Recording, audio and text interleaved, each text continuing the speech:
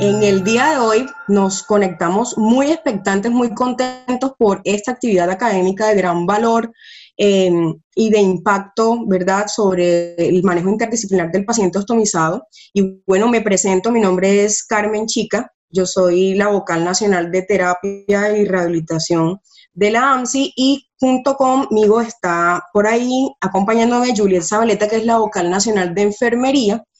Y bueno, nos unimos y aunamos esfuerzos para que esto fuera un momento académico muy enriquecedor de manejo interdisciplinar y que bueno, de verdad que estamos muy contentos de que todos estén conectados a este webinar. Entonces, le damos la más cordial bienvenida a la enfermera jefe Laura Londoño, ¿verdad?, que es enfermera de la Universidad de Caldas, tiene una especialidad en manejo de personas con heridas y ostomías, y es ahora mismo enfermera de la unidad de cuidados intensivos en la clínica Oncólogo Occidentes. Entonces ahí hacemos enseguida la cuña radial porque este 28, 29 y 30 de mayo del 2020 vamos a tener el Congreso Intermedio de Medicina Crítica y Cuidado Intensivo en el Eje Cafetero. Entonces vayan reservando su tiempo, ¿verdad?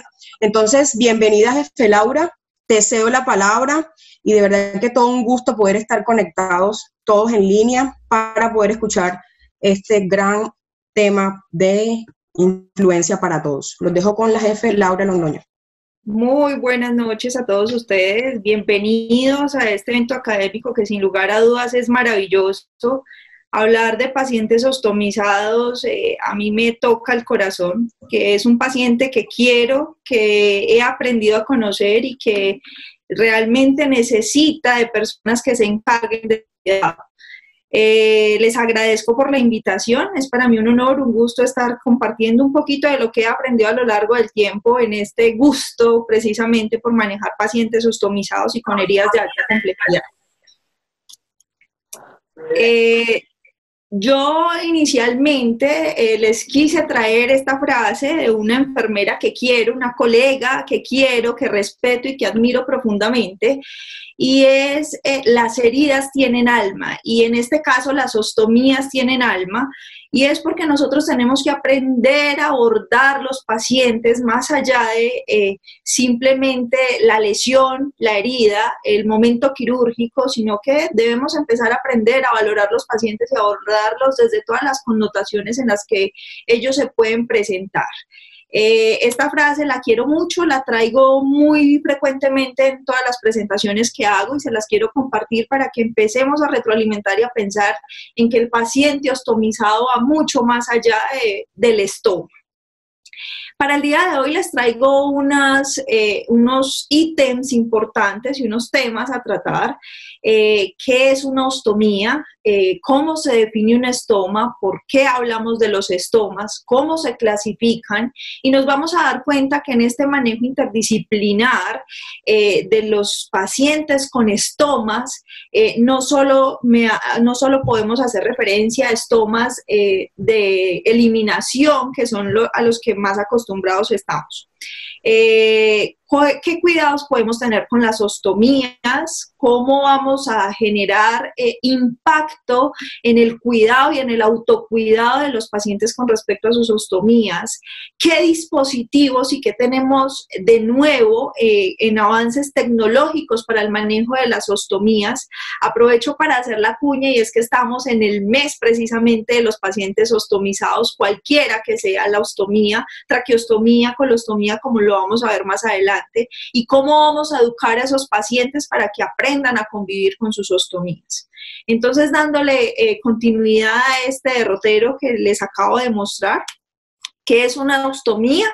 Una ostomía, pues sin lugar a dudas, es un orificio, una abertura sobre una superficie, es una abertura artificial donde se aboca un órgano interno hacia la superficie y es creada de manera quirúrgica. Y allí empezamos a hablar de colostomías, ileostomías, traqueostomías.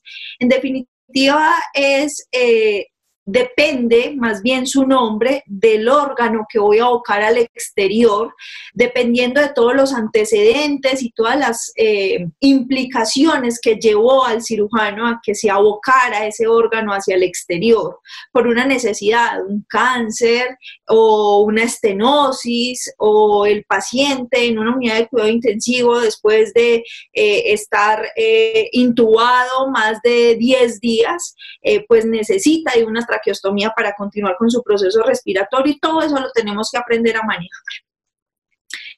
Dentro de la clasificación de las ostomías está para qué, por qué, cuánto tiempo la vamos a tener, qué órgano está implicado, y eso pues empieza a darle un nombre. Entonces clasificamos las ostomías por su función. Hablamos de estomas de nutrición, las gastrostomías, estomas de eliminación, urostomías, según su tiempo de permanencia, temporales o definitivas. Si yo tengo un paciente con un CA gástrico, posiblemente va a necesitar una ostomía definitiva para poder generar su proceso de eliminación. Y según el órgano implicado, era lo que yo les decía, pues si estoy abordando tráquea, se va a llamar traqueostomía. Si voy a abordar intestino grueso, pues dependiendo del tracto que se aboque al exterior, vamos a hablar de una colostomía, ileostomía, o finalmente si voy a abordar uréteres, pues estaría hablando de urostomías. Se preguntarán dentro de la presentación por qué ven un niño en una presentación de adultos, y mi invitación es porque nos podemos enfrentar a un panorama donde tenemos pacientes desde las primeras semanas hasta las últimas semanas de la vida, y todo paciente puede ser candidato a presentar una ostomía, cualquiera que ésta sea. Son pacientes que he tenido la oportunidad de atender y pues se vuelven en un reto personal. No manejo paciente pediátrico, pues, pero pues en el diario vivir se presentó. Entonces es la invitación para que tengamos en cuenta que el paciente ostomizado puede estar en cualquier edad, y nosotros como cuidadores de estos pues tenemos que aprender a abordarlos. Colostomías, como ya les decía entonces, la colostomía puede ser dependiendo del tracto del intestino que se aboque hacia el exterior.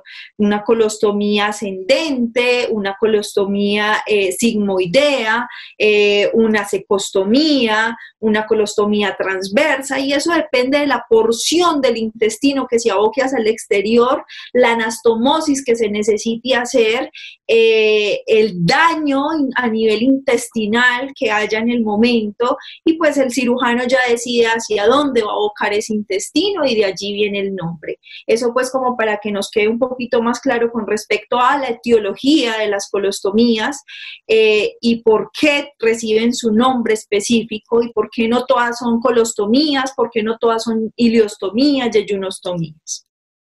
¿Listo? Vamos a hablar de las ileostomías. Para los enfermeros, la ileostomía es posiblemente una de las ostomías de más difícil manejo, y es una de las ostomías que más nos saca dolores de cabeza en el momento de abordarlas y de manejarlas, y es precisamente por la condición de drenaje que tienen las ileostomías. Recuerden allá en el trayecto gastrointestinal y en el trayecto del colon, que la ileostomía es donde menos absorción de nutrientes hay. Las características de drenaje de las ileostomías son completamente líquidas. Ese líquido, cuando empieza a salir hacia el exterior, empieza a manifestar en la piel de los pacientes unas complicaciones importantes que vamos a empezar a ver más adelante, y que nosotros como cuidadores, bien sea en una unidad de cuidado intensivo, en un servicio de hospitalización o incluso con pacientes ambulatorios, tenemos que aprender a abordar. Entonces, dolor de cabeza para las personas que manejamos ileostomías o que manejamos ostomías como tal, son las ileostomías.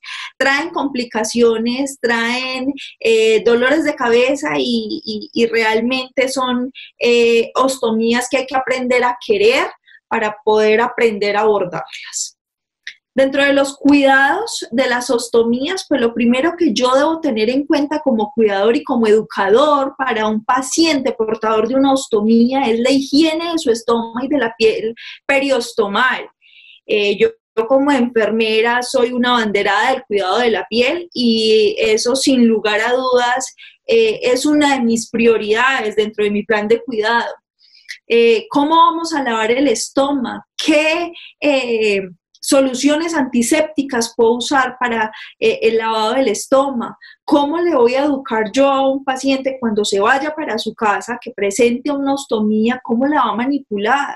Yo debo dejarle muy claro al paciente que la ostomía, en este caso las colostomías, ileostomías, son traer toda su parte de eliminación y de deposiciones hacia su pared abdominal. Y ya ese solo hecho genera un impacto importante en los pacientes, en las familias, y mi deber y mi hacer como enfermera y como educadora en el abordaje de este tipo de pacientes es enseñarle a querer su estómago. Me parece que es una de las cosas más complejas, donde hay un choque importante emocional de los pacientes. Para nadie es fácil empezar a eliminar sus heces por su pared abdominal. Se transforma la vida del paciente, de la familia, y eso hay que aprender a abordarlo. Se debe tener mucho tacto para acercarse a un paciente con una ostomía.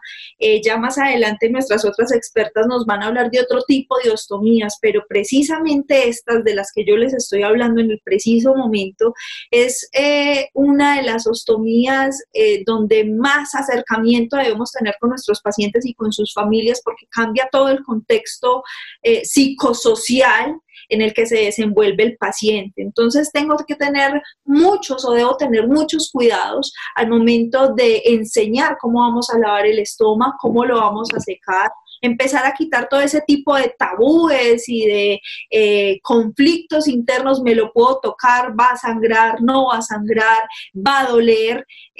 Cómo van a manejar ellos ese estómago, incluso cómo el personal de salud va a manejar ese estómago.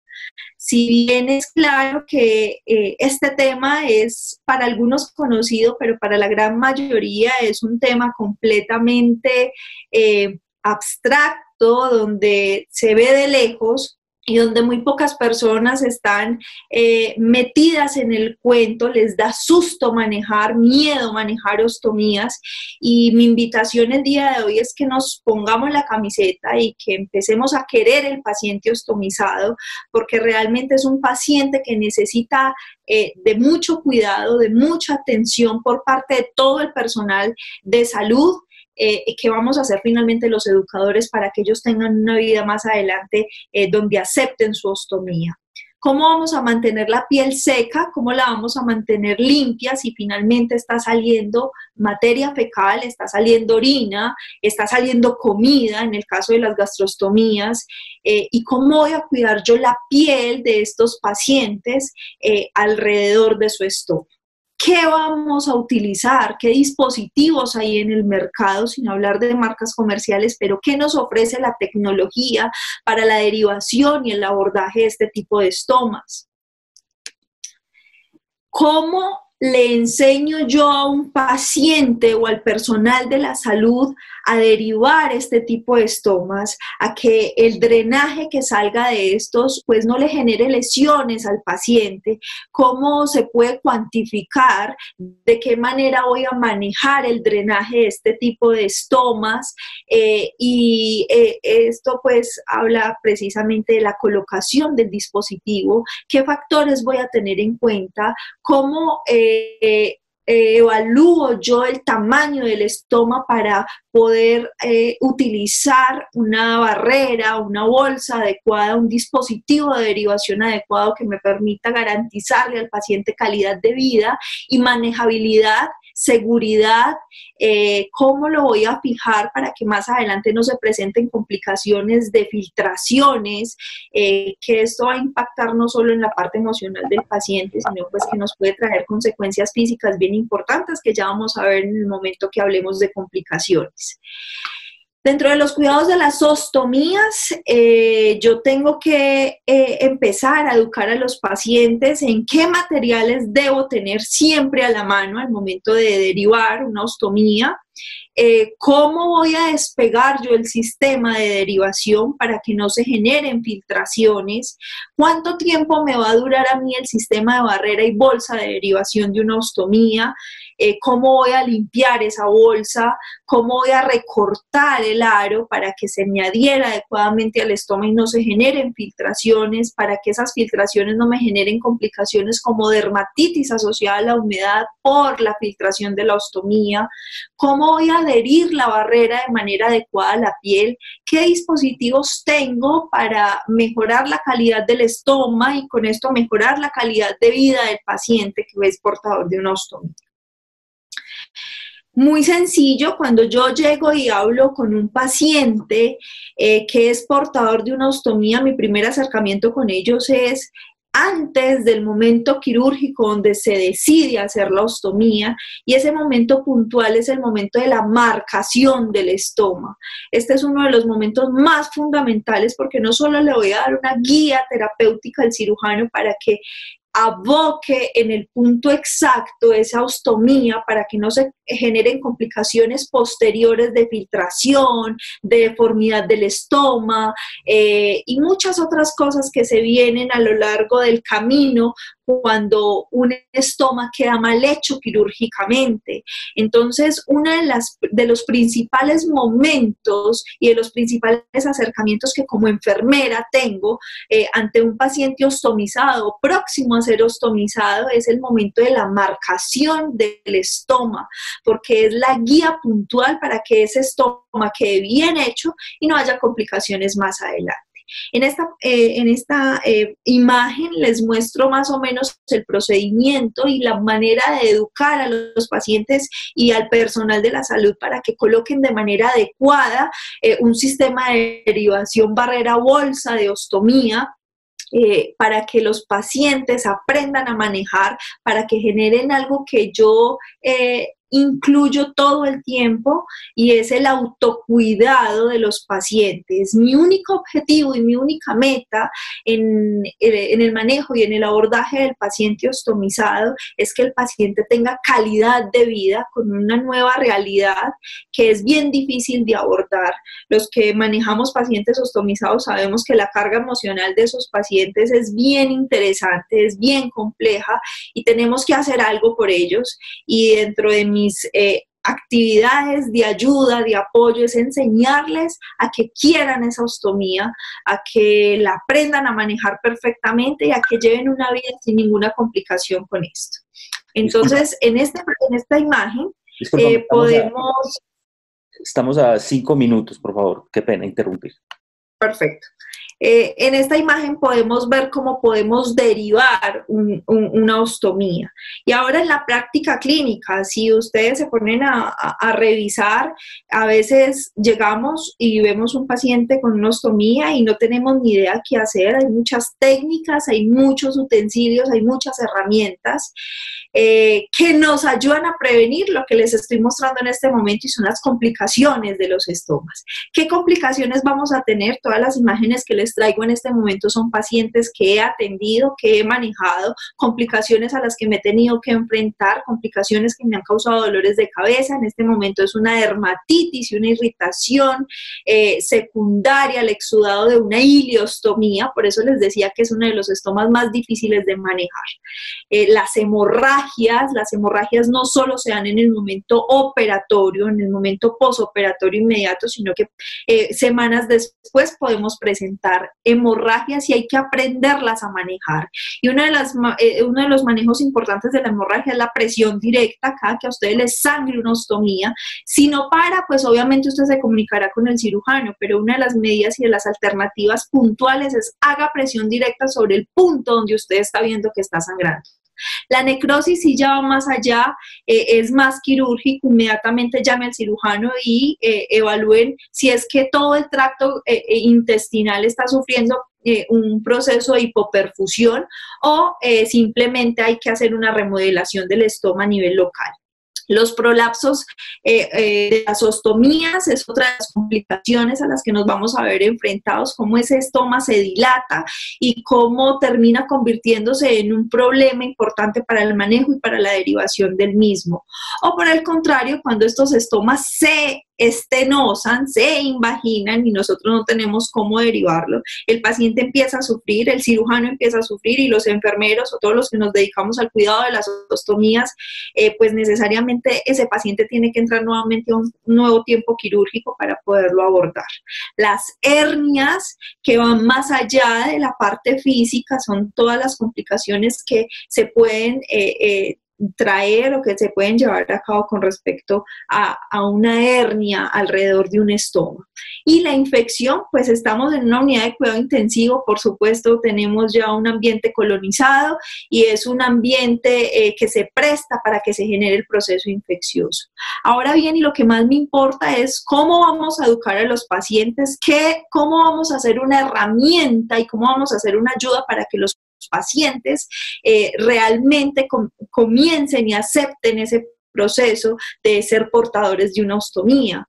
¿Cómo vamos a hacer un apoyo psicosocial? Entonces les hablaba de la consulta de marcación, que es fundamental, la consulta postquirúrgica, cómo se ve, cómo se siente, cómo voy a educar, donde yo como cuidador primario, inicialmente esa ostomía debe establecer una relación de empatía y en mi caso soy formadora de pacientes con ostomías y en este momento estamos en el proceso de montar un club de ostomizados donde varios pacientes con ostomías se van a reunir para poder contar sus historias y para poder que entre todos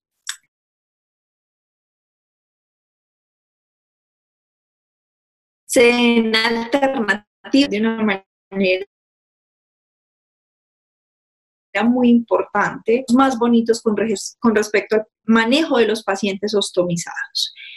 Finalmente, ¿cómo vamos a efectuar las sesiones tantas veces como sea necesario? ¿Cómo vamos a educar a los pacientes? ¿Cuántas dudas vamos a resolver? ¿En qué proceso estamos y en qué compromiso estamos con los pacientes ostomizados?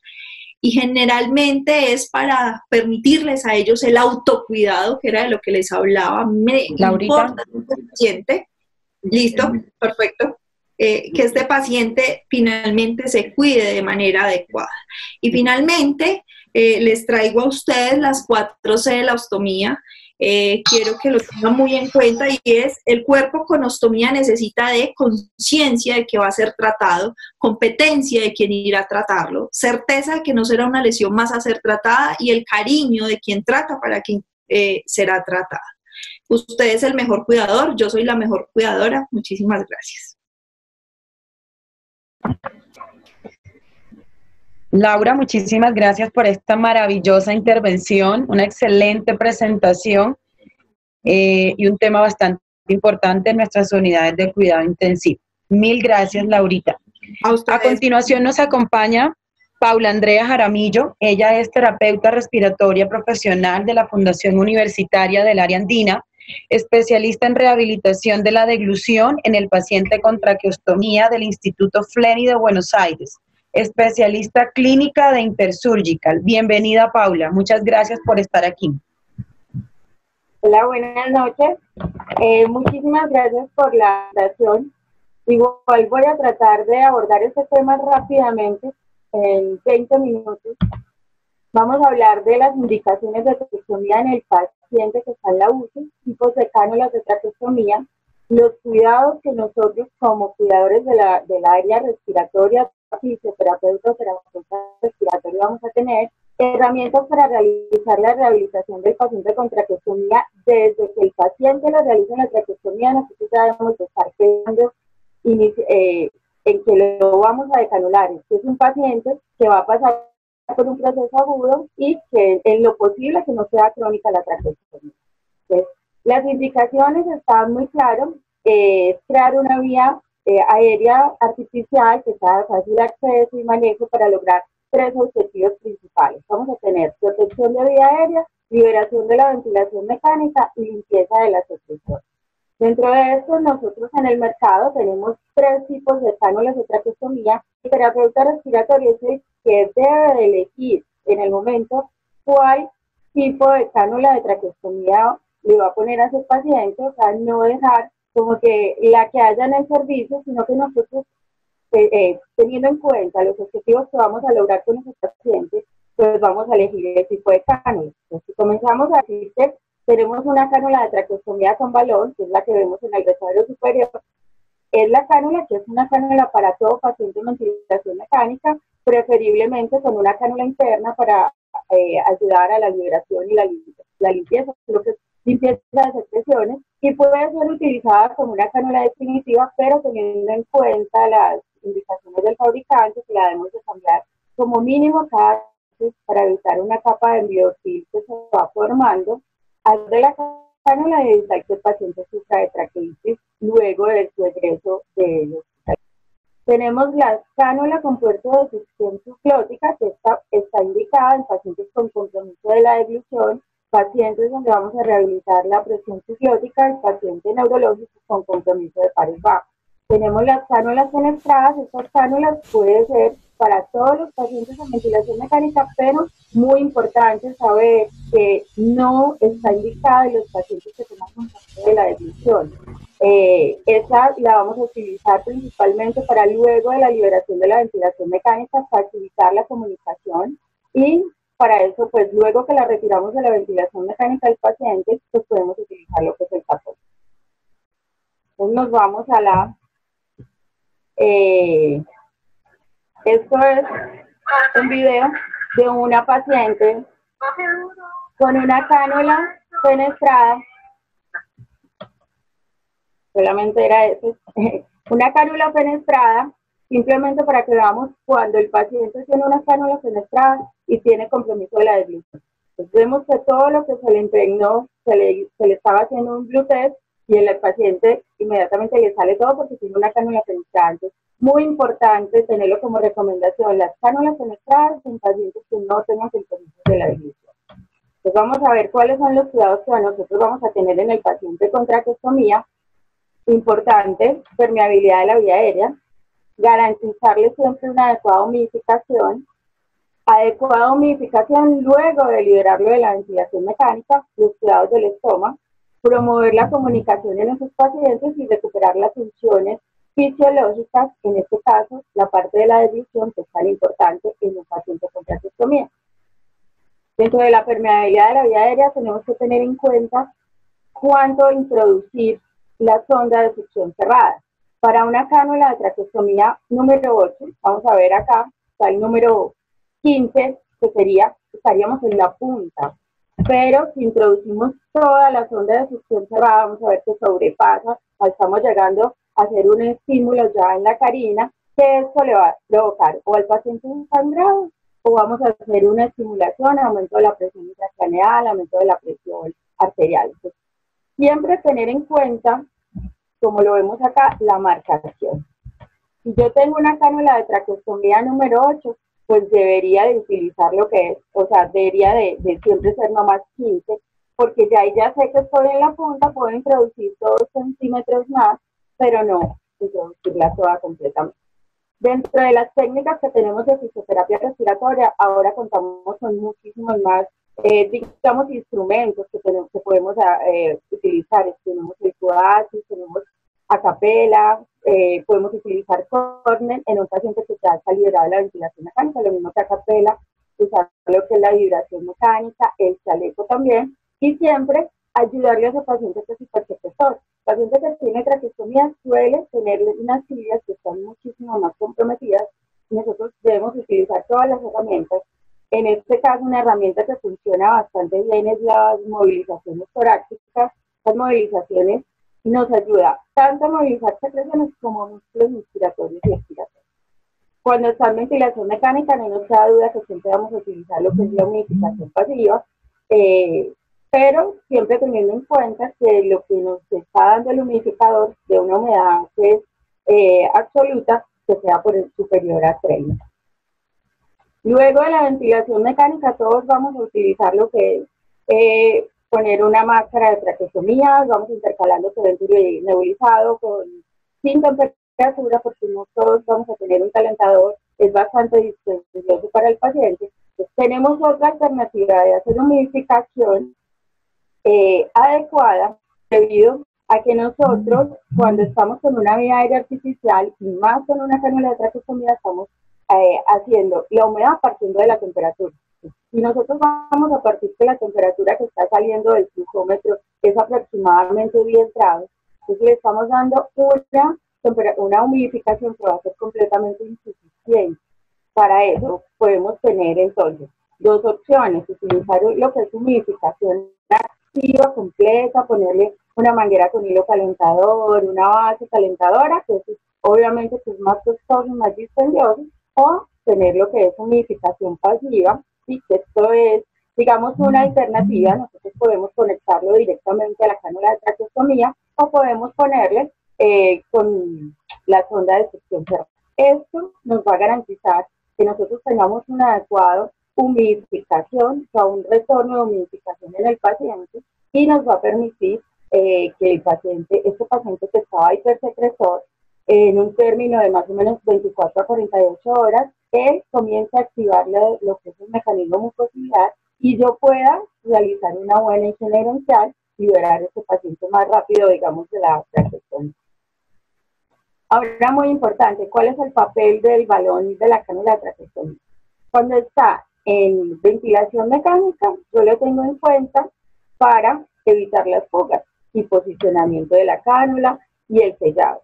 Pero cuando el paciente lo libero de la ventilación mecánica, hay dos indicaciones puntuales. Una, si yo lo liberé de la ventilación mecánica y no tiene compromiso de la deglución, yo debo siempre desinflar, porque eso me va a dificultar lo que es toda la parte de la deglución.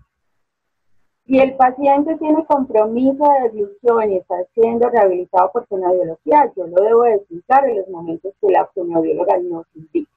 Y si el paciente está con compromiso de la deglución, yo debo permanecer siempre en clase. Eso, digamos que son como las indicaciones puntuales del balón, que uno muchas veces tiene como la duda de, bueno, ¿se lo dejo orillado, se lo dejo desinflado? La indicación es muy clara, es referente como a la función que tiene. ¿Cuándo iniciar, digamos, la rehabilitación en el paciente con traqueostomía? Nosotros, desde que el paciente le hace la traqueostomía, nosotros debemos iniciar. ¿Qué tenemos que tener en cuenta? La encrucijada respiratoria, que es la encrucijada digestivo-respiratoria, el efecto de la cánula de traqueostomía sobre la deglución y las herramientas que tenemos para lograr una recuperación de las funciones fisiológicas normales, en este caso, la deglución y la respiración. Si tenemos en cuenta que una cánula de traqueostomía cuando es instalada, ¿qué efectos va a tener? Hay disminución de presión subglótica, disminución de la elevación laríngea, disminución entonces de la activación de los mecanorreceptores, hay respuesta debilitada al cierre cordal, obviamente cuando nosotros, y desacondicionamiento por desuso, cuando instalamos, tenemos una cánula de traqueostomía acá puesta, lo que va a hacer es que al estar abierta, vamos a perder toda la presión. Al perder toda la presión, entonces ahí es donde tenemos disminución del cierre de la glotis, no va a ser el adecuado. Y con ello, pues conlleva a que el paciente sufra de microaspiración. La presión subglótica se va a dar entonces, es el aire que queda debajo de la glotis, un valor normal es de 7 a 10. Se forma, o sea, se cierra las cuerdas vocales, por decir, hacen una presurización, dependiendo igual, cuando el paciente realiza la aspiración y con la contracción de los músculos respiratorios. Tenemos una forma de recuperarlo, tenemos una forma de nosotros recuperar digamos, esa presión subglótica, y es administrando aire por el cuerpo de presión subglótica. ¿Sí? Entonces nosotros, si nos vamos a hacer la recuperación de esa presión subglótica, lo que vamos a lograr es estimulación de la vía aérea, y nos van a ayudar a hacer un cierre cordal y hacer lo que ayudarnos en estos procesos de canulación.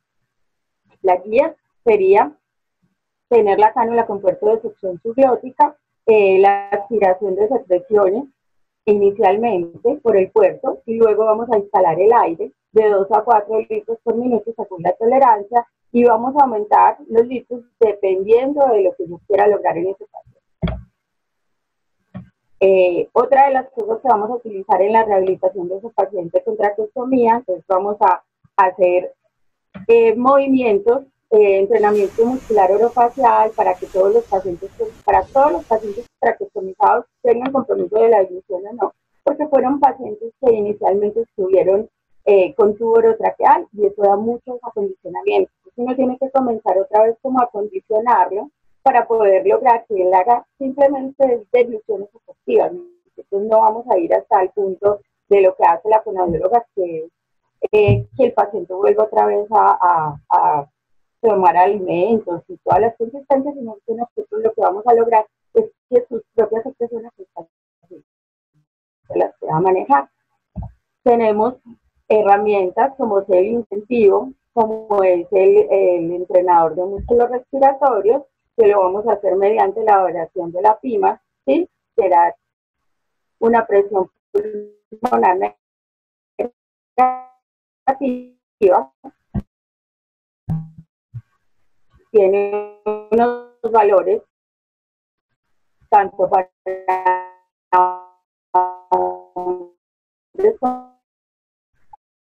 comenzar a trabajar con el 30% de la PIMA, entrenando 30 minutos al día, o sea, espaciados como por decir mañana, tarde y noche. Nosotros estamos liberando de la ansiedad de tiempos que está de liberación, pues entonces vamos a trabajarle 10 minutos, 15 minutos con el entrenador de músculo respiratorio. Hay otra que también podemos utilizar, y es con los pacientes igual que tengan adecuado nivel de conciencia, es la respiración subglótica. Esta puede entonces hacer que el paciente aumente 500 mililitros de volumen corriente de la respiración, y esta es simplemente la respiración de los zapitos. El paciente saca la lengua, realiza una inspiración profunda y hace como si lograra hacer un reservorio en la región subglótica. Y muy importante, cuando estamos hablando de la rehabilitación, es promover la comunicación en el paciente. Lo podemos hacer de dos formas luego que lo liberamos de la ventilación mecánica. Si no tiene compromiso de la deglución, la cánula fenestral está perfecta, desinflamos balón, instalamos el tapón y muy bien. Y luego, si no tenemos cánula fenestrada, sino que es una cánula con balón, le vamos a instalar entonces una válvula de sonación. Y para ello vamos a tener siempre, para favorecer lo que es la comunicación, siempre vamos a tener como una guía, donde nosotros vamos a evaluar si ese paciente si nos va a tolerar la parte de la comunicación. Vamos a hacer posicionamiento del paciente, que siempre va a ser sentado, aspiración de material orofaringe, y vamos a observar si tiene ascenso laringe. Si el paciente tiene ascenso laringe, yo desinflo el balón, hago una oclusión digital y observo si hay pasaje de aire. Si no hay pasaje de aire, pues obviamente que no puedo seguir y debo de seguir estimulando con aire, porque si no hay pasaje de aire, aún teniendo cerrado, pues ya otra vez un sistema cerrado, lo que es que me falta aumentar lo que es el cierre cordal. Discúlpame. Si no hay acceso a laringe, yo no debo de desinflar nunca y hacer la estimulación, continuar la estimulación con el catéter subglótico para seguir estimulando lo que es esa vía aérea. Paula, estamos a 4 minutos. Ok. La decanulación en el paciente lo vamos a hacer en dos fases. El paciente tiene compromiso de la deglución o si el paciente tiene traqueostomía por ventilación mecánica prolongada. En los dos casos, es importante saber que decanulación no es igual a extubación. No puedo tomar los mismos criterios para extubación que para decanulación. En el paciente con compromiso de la deglución siempre voy a tener en cuenta lo que es la prueba de deglución, una fibronaringoscopia, sería como la prueba de Goldstein. Y en el paciente con ventilación mecánica prolongada, yo debo tener en cuenta que al menos pasen 5 días sin ventilación mecánica, 5 días consecutivos, porque si fue un paciente que estuvo durante 21 días en ventilación mecánica, pues en este paciente yo lo que debo de tener en cuenta es que no vaya a requerir otro episodio de ventilación mecánica. Esto sería como un esquema como lo haría un paciente que tenga una disfagia, ¿sí? O un paciente traqueostomizado con compromiso de la deglución. Simplemente lo que hacemos es desinflar balón, hacer glúteos en conjunto multidisciplinario ahí con enfermería y con audiología. y observar si el paciente presenta inhalación de secreciones, episodios de saturación respiratoria. En un paciente no lo podemos desanular, se infla balón y es un paciente que va a ser tratado entonces como un paciente con disfagia. Paciente que no presente los síntomas anteriores, simplemente se le pasa, se le sigue un test de deglución completo con todas las 3 consistencias y si no presenta, pues yo puedo realizar la desanulación. En un paciente con ventilación mecánica prolongada, yo puedo comenzar a disminuir calibre.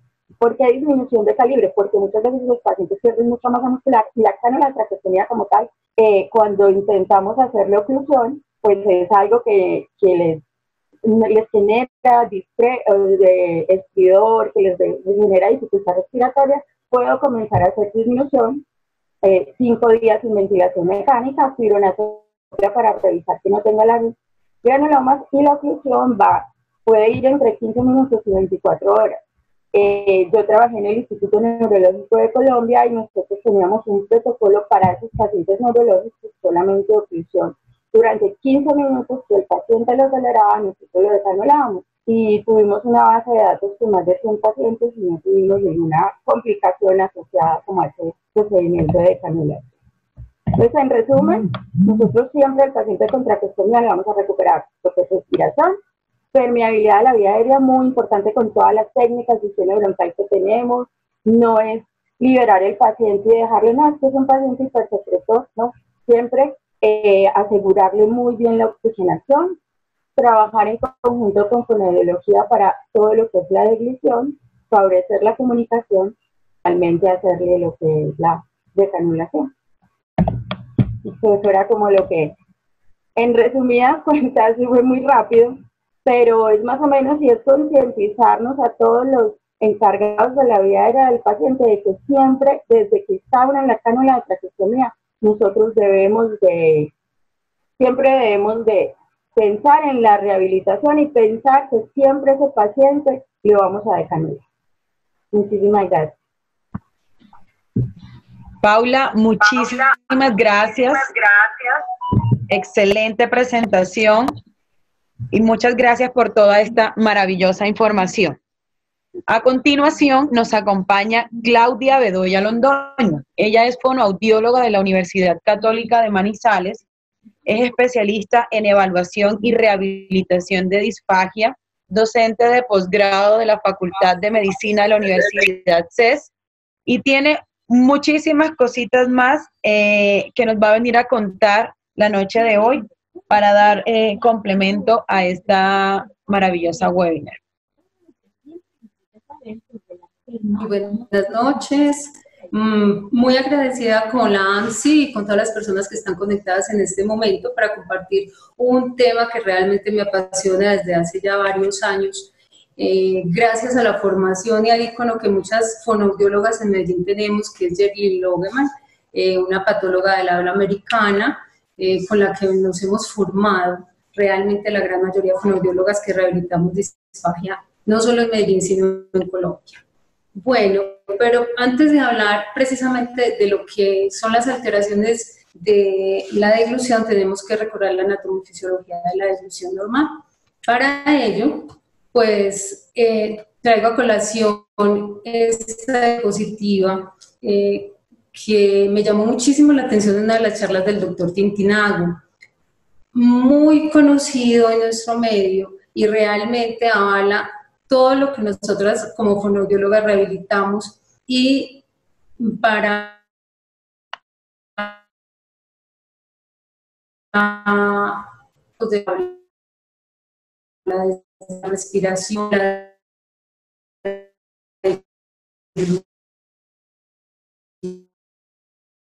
se acomoda de una manera muy bien la activación neurológica. Por eso es tan... Entonces, cuando hablamos de drogas, son 4, para otras escuelas podrían ser 5, porque esas fases de la deglución pues inician desde el momento mismo en que le presentamos el alimento al paciente, el poderse saborear, el uso de los utensilios de alimentación, y en ese momento hablamos entonces de una fase preoral. Ya la fase oral es el momento en que se introduce el paciente el alimento a su boca y puede entonces, gracias a los movimientos linguales, hacer una formación del bolo y obviamente hacer paso ya e inicio a una fase faríngea gracias a la activación del reflejo de deglución. En esa fase faríngea es realmente donde nuestro paciente traqueostomizado tiene mayor alteración. ¿Alteración en qué? Alteración en estas características normales. Esta es una fase involuntaria.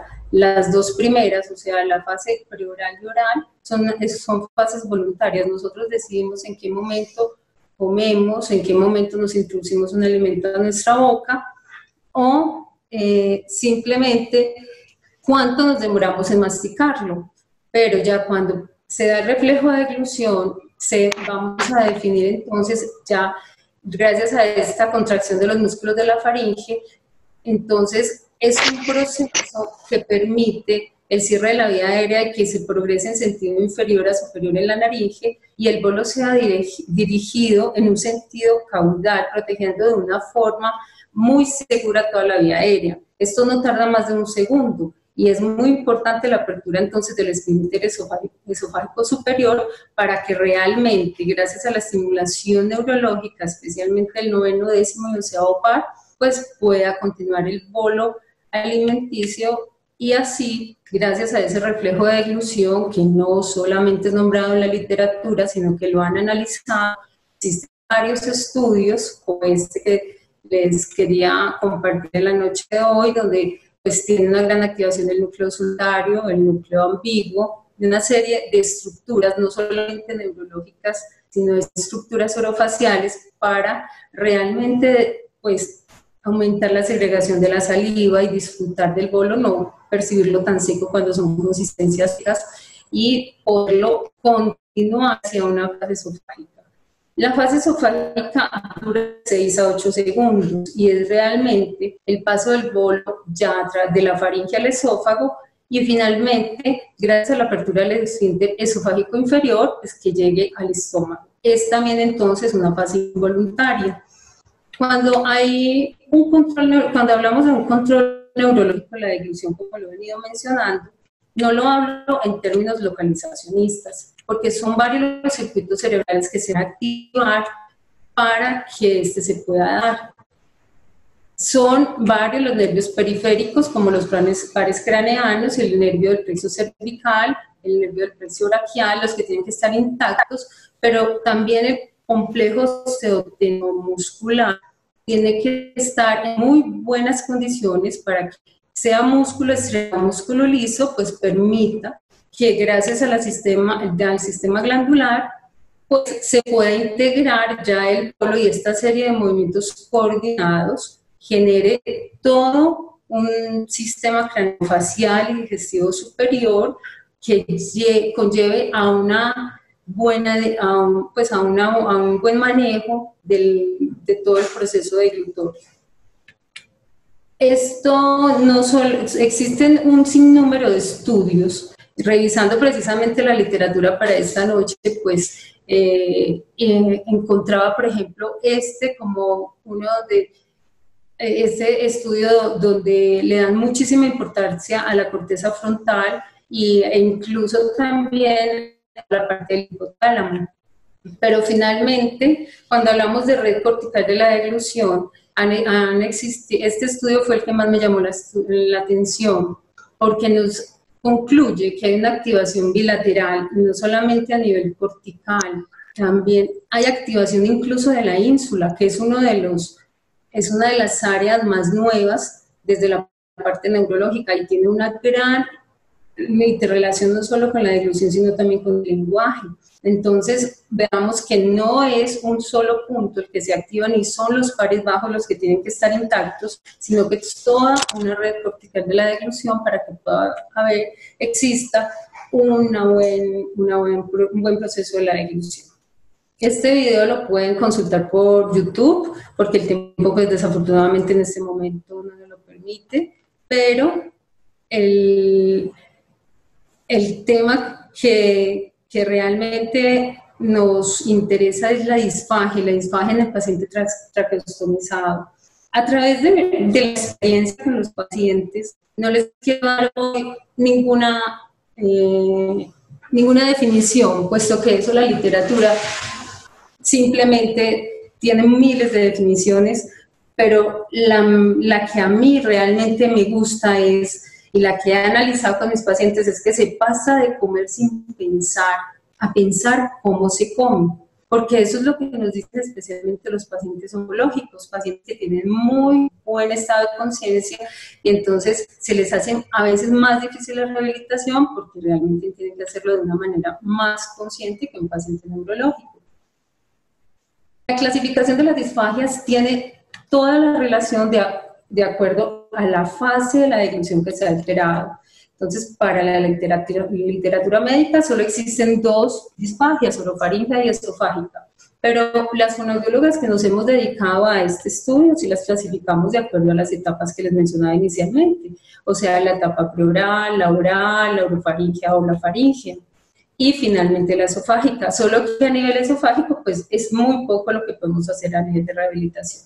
Esta es una paciente que claramente cualquier profesional de la salud la puede diagnosticar, es una disfagia oral porque no tiene sello labial, tiene babeo, no hay un buen manejo de sus secreciones a nivel oral, pero cuando logra hacer deglución de sus alimentos, gracias a los utensilios que se utilizan, pues no tiene ninguna sensación de ahogo, entonces la parte faríngea está perfecta. En cambio, esa paciente, a pesar de que es muy joven y la vemos con una sonda nasogástrica precisamente porque es una disfagia faríngea, tenemos que definitivamente suspender la vía oral para no ir a generar aspiraciones o microaspiraciones silentes y alterar la vía respiratoria. La disfagia esofágica, el gol estándar para diagnosticarla, pues es la videofluoroscopia sin deglución, aunque algunos pacientes siempre están quejando, pues tienen como sensación de plenitud retroesternal, una sensación de llenura constante. Entonces, ese paciente nos hace sospechar que definitivamente, además de hacer una evaluación clínica, debemos sugerir una videofluoroscopia. La etiología de la disfagia solo se divide en neurológica, no neurológica, conociendo dentro de la neurológica los trastornos neuromusculares y las condiciones neuropsiquiátricas menos comunes, pero también la hay. Y la no neurológica, pues puede ser la oncológica o la posintubación. La disfagia en el anciano también es muy frecuente, además de comorbilidades que tenga este paciente, pero en los últimos años, pues el solo hecho de una edad mayor a 80 años puede generar como diagnóstico no disfagia, sino la presbidisfagia, que simplemente es un envejecimiento de los músculos orofaríngeos y orofaciales que no le permite entonces al adulto mayor tener una deglución segura. Allí es muy importante hacer una evaluación clínica de la deglución, donde logremos hacer un diagnóstico diferencial y seguro para tener muy clara la rehabilitación que se va a realizar. Por eso debe ser ejecutado por un fonoaudiólogo en deglución, no por un fonoaudiólogo general. Esto tiene un nivel de evidencia B, ya que la ACHA desde 1985 pues avala a los fonoaudiólogos como los únicos profesionales idóneos para esta finalidad. ¿Qué es una evaluación clínica bedside o en cama en la clínica cuando no contamos con una videofluoroscopia? Entonces, tenemos que tener presente que debe ser confiable, precisa y muy objetiva, lo más objetivo posible. Confiable si tenemos una información y conocemos una historia clínica clara y además una información familiar precisa del paciente. Tenemos que tener mucha claridad en la evaluación clínica que desde nuestra área hacemos desde el comportamiento del paciente hasta las pruebas específicas de deglución, sea este traqueostomizado o no. Y finalmente, si no tenemos claridad en el diagnóstico, pues debemos solicitar una videofluoroscopia que nos defina el diagnóstico. Aquí estoy con una paciente muy joven en un momento de terapia de deglución posterior a hacer un blood test para sus secreciones. El paciente traqueostomizado lo evaluamos inicialmente utilizando el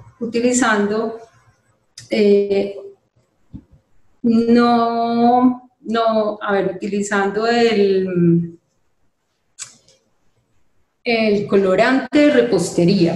Qué nombre tan sencillo, se me olvida en este momento. Colorante de repostería, puesto que ya con el azul de metileno hay estudios que evidencian algunos signos de tóxicos. Entonces, simplemente se tiñen las secreciones y vamos a evaluar sin ningún riesgo si ya las maneja. Si hay salida por la traqueostomía, entonces vemos que tenemos que seguir en rehabilitaciones, no debemos hacer pruebas con alimento. Aquí está terapia respiratoria, pues haciendo la aspiración después de la prueba con el colorante, porque esto hace parte del protocolo muy importante para definir si hay o no aspiración de sus propias secreciones. Si requerimos de otras pruebas complementarias, pues le pedimos a nuestro equipo interdisciplinario, sea el médico tratante, sea el otorrino, cualquiera de los que estén en nuestro equipo, pues cuál es el examen que necesitamos para confirmar el diagnóstico. Posterior a un buen diagnóstico, tenemos que tener muy claras las estrategias terapéuticas que vamos a utilizar con cada paciente. Hay pacientes que a todos los pacientes le debemos aplicar pues, estrategias indirectas, directas y ejercicios neuromusculares, pero no son los mismos para todos los pacientes. Cada uno tiene un déficit diferente y de acuerdo a ello y basados en la evidencia, pues vamos a utilizar técnicas compensatorias, cambios de consistencia en los alimentos, terapia postural y estimulación sensorial. Esto no significa que todos los pacientes se tengan que estimular con frío ni se tengan que estimular con alimentos ácidos, o sea, no somos unas recetas para todos los pacientes, sino que es bien importante un buen diagnóstico para tener muy clara la rehabilitación que vamos a realizar en cada uno de ellos. La rehabilitación neuromotora pues la compartimos precisamente con los demás, con todo el equipo interdisciplinario, especialmente con terapia respiratoria, con enfermería, con la misma familia, porque se les dejan ejercicios para que practiquen de acuerdo al nivel de fatiga de cada paciente.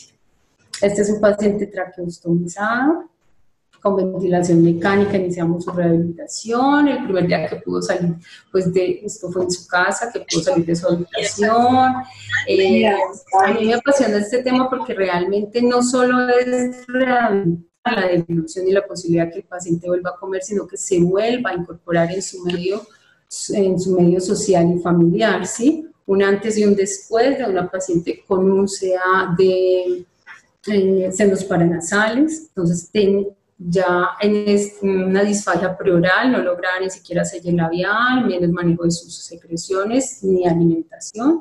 Tenía traqueostomía, no se ve en la foto, pero aquí ya está decanulada y ya está con una vía oral completa. Esta otra paciente con Alzheimer y además al final de sus años pues evidenció un cáncer en el piso de su boca, entonces después de su cirugía realizamos toda la rehabilitación y logra su vía oral. Y esto es lo que finalmente debemos buscar con nuestros pacientes. Este videito sí vamos a darle un momento. Pulgada del cielo,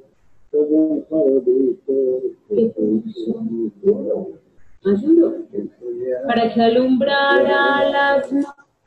Este es un paciente que increíblemente estuvo 4 meses en una unidad de cuidados intensivos de Medellín. Un paciente traqueostomizado a sus 85 años. Con él se buscaba simplemente que lograra iniciar su vía oral, mantener siquiera alimentación con una consistencia y logramos decanular gracias al equipo interdisciplinario que trabajamos con él, gracias al apoyo invaluable de su familia. No solamente ha logrado tener una vía oral completa, sino incluso, como lo mencionaba al inicio, pues con las mismas estructuras que logró comer, ha logrado tener un habla muy funcional y hacer algo que le permite sentirse feliz. Ha logrado volver a cantar, al escuchar a su nieta cantar y bueno, incluso a la terapeuta, aunque no lo hago muy bien. Definitivamente es lo que buscamos con nuestros pacientes, que sean felices nuevamente en su medio familiar, sin importar la edad que tengan, desde los neonatos, que también pueden presentar, como lo decía al inicio de su charla, pues nuestra enfermera jefe, desde los neonatos que pueden presentar alguna alteración que requieran una ostomía, hasta los adultos mayores, que los he tenido de 103, 104 años, son rehabilitables. Muchísimas gracias por este momento. Gracias a todas, ¿verdad? Laura, Paula y Claudia, de verdad que esto ha sido un momento académico realmente impactante para el quehacer disciplinar, no solamente de los fisioterapeutas médicos y fonoaudiólogos y enfermeros y terapeutas respiratorios, sino también el impacto que nosotros podemos generar dentro de la educación de la familia. Entonces, vamos a darle paso a las preguntas. Veo que están como un poco quedados con las preguntas dentro del chat. Aquí, bueno, ya hemos ido adelantando con Luisa Daniela Fonseca, ¿verdad?, que iba dirigida a Laura Londoño. Ya la jefe Laura ha ido contestando algunas preguntas por ahí por el chat, ¿verdad? Y ahí decía qué medidas preventivas realiza para evitar las lesiones periostomales en recién nacidos y pacientes pediátricos, y cuál es la educación que podemos brindar a sus padres o cuidadores.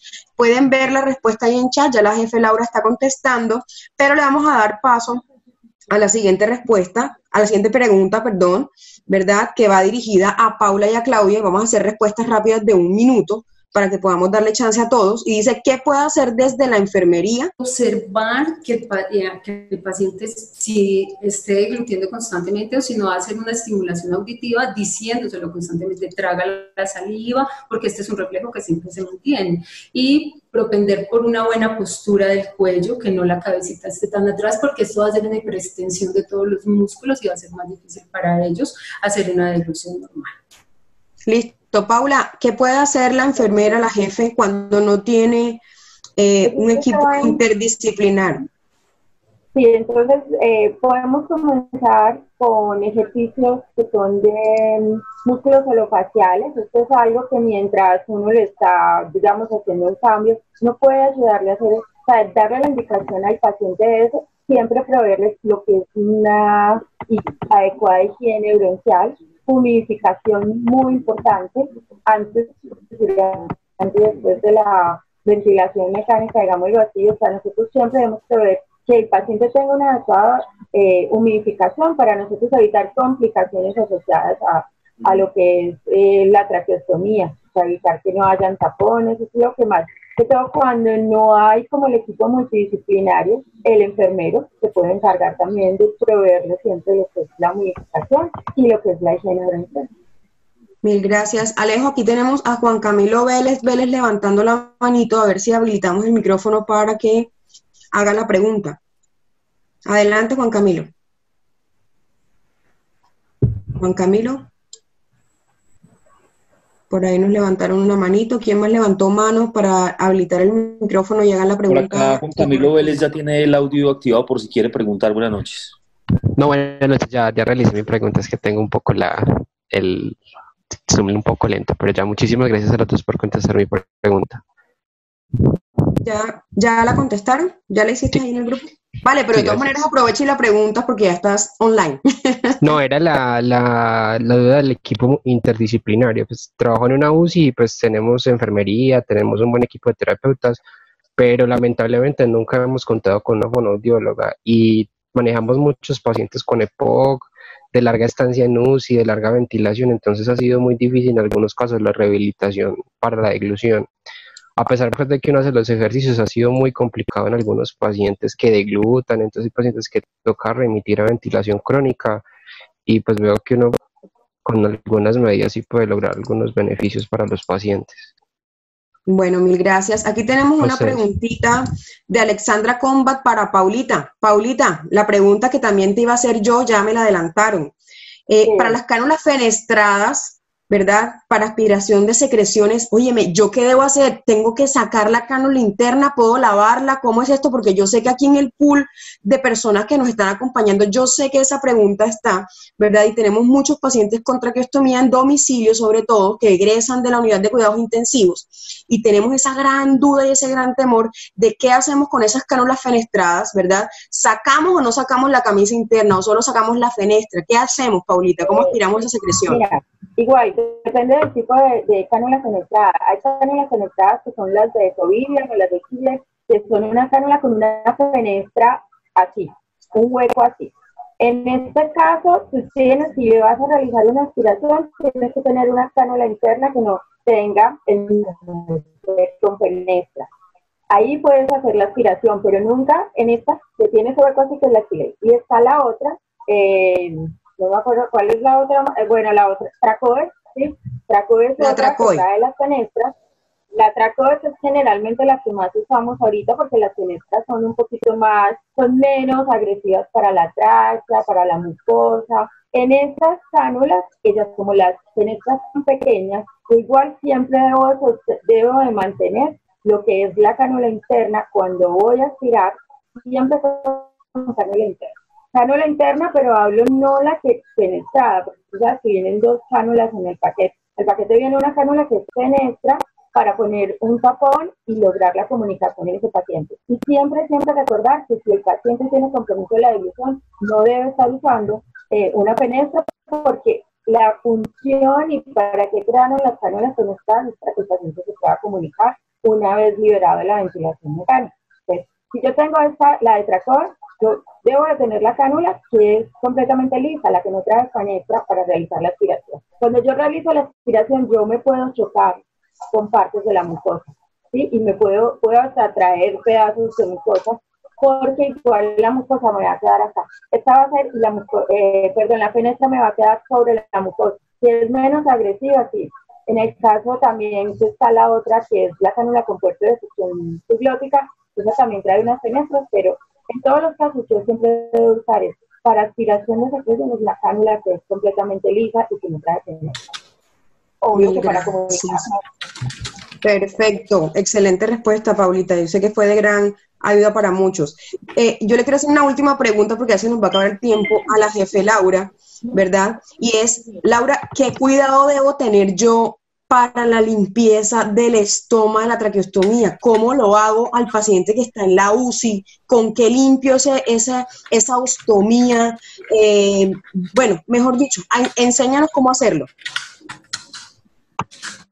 ¿Laurita está por ahí?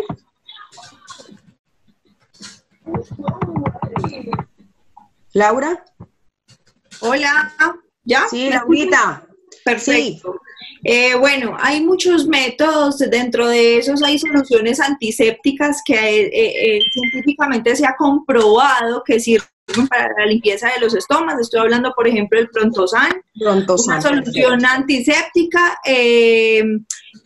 La solución salina, porque precisamente viendo pues las preguntas de las que me están haciendo en este momento, no todos contamos con todos los recursos para poder limpiar, y sin lugar a dudas la solución salina va a ser siempre uno de los limpiadores por excelencia. El Prontosan o la biguanida, pues, que es uno de los antisépticos por excelencia que usamos incluso para lavados de cavidades, y el Neutroder o el ácido hipocloroso también es una muy buena opción, incluso para evitar traqueitis, o cuando incluso ya se han instaurado las traqueitis, también es un muy buen antiséptico para poder abordar la limpieza. Se realiza con una gasita, se limpia alrededor, y la piel periostomal se debe limpiar totalmente alrededor, y siempre debe mantener seco.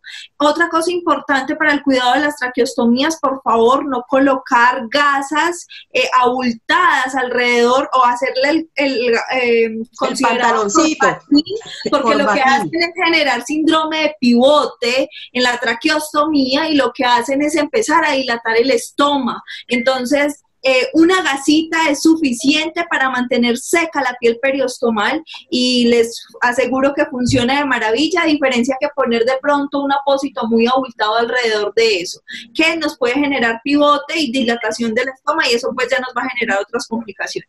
Mil gracias, Laura. Y bueno, para cerrar, Paula, a Paula me la llenaron de preguntas, pobre Paula, ¿qué van a hacer con ella?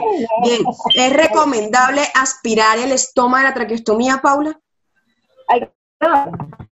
No, dentro del estómago, aspirar al paciente no con la tráquea, sino el estómago. Acá, dentro. El estómago, o sea, aspirar no el es recomendable por una sola persona. Sí, aspirar el estómago, sí, porque yo lo sé, porque hay unas traqueostomías que quedan muy abiertas, que quedan como con un bolsillo, y ahí siempre vamos a tener algo como de comunicación entre la saliva y nosotros, y comienza el paciente. O sea, lo ideal sería nosotros al menos reforzar lo que es, que recordar, hay varios, digamos, hay otras técnicas que también, pues, con más tiempo podemos también indicar, pero debe favorecer, obviamente, que haya más aumento de esa salida y que podamos lacerar y lograr hacer una traqueitis. Pues, no es recomendable.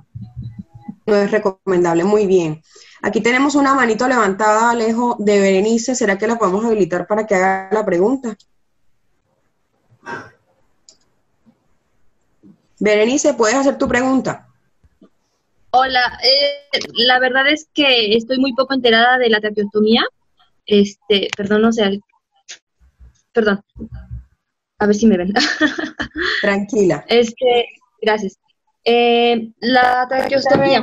Hay un dispositivo que se llama Quick Track, que es punción, una sola punción, ¿no? Si lo ubican, de BBM.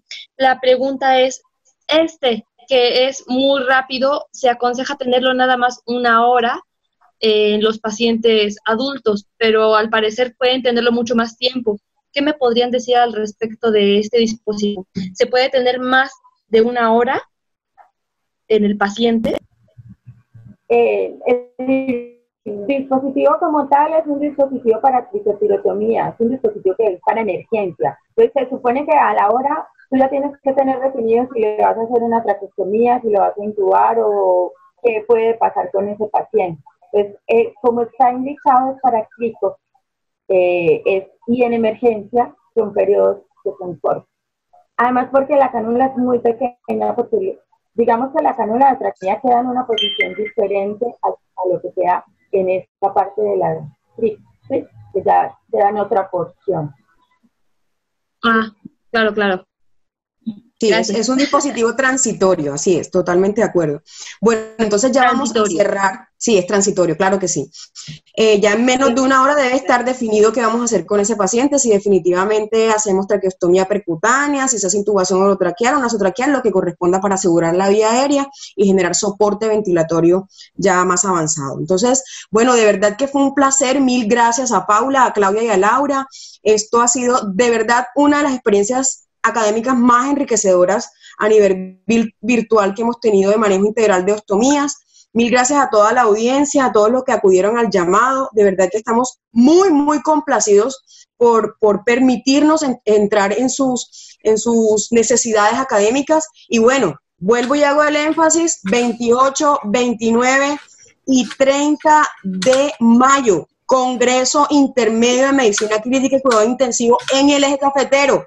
Y les tengo una super noticia. Estas super divinas chicas que están aquí las vamos a tener dando unas super conferencias magníficas también en ese congreso y sobre todo haciendo talleres prácticos muy específicos de su área. Entonces, miren que ya estamos integrando fonoaudiología, así que rieguen la bola y háganse, por favor, miembros ANSI.